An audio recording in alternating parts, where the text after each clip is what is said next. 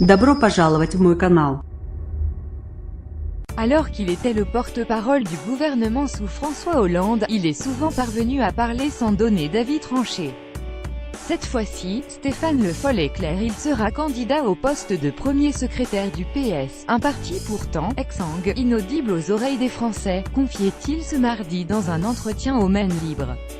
Lire aussi plus grand que Vallaud-Belkacem jette l'éponge mais qui veut encore du PS. Les candidats à la succession de Jean-Christophe Cambadélis sont jusqu'au 27 janvier pour se faire connaître. Le député du Val-de-Marne Luc Carvouna, autrefois proche de Manuel Valls, veut défendre une ligne positive. Najat Vallaud-Belkacem, à qui certains faisaient les yeux doux, a décidé de ne pas se porter candidate.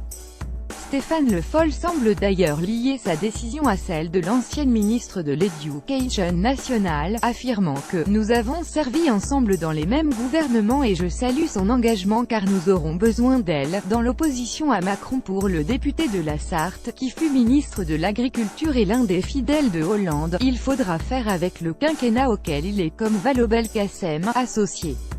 Il faudra aussi affronter la volonté de changement qui, partout, pousse les militants à s'interroger sur leurs dirigeants. Et compter avec un parti qui a dû vendre son siège de la rue de Solferino.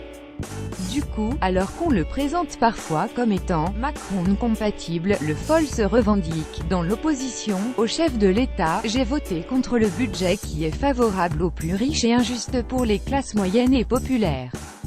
Je considère par exemple que les choix fiscaux décidés par Emmanuel Macron sur l'ISF et sur la fiscalité du capital vont continuer à creuser des inégalités patrimoniales. D'ici au 27 janvier, d'autres candidats pourraient se lancer, notamment Olivier Faure, président du groupe PS à l'Assemblée.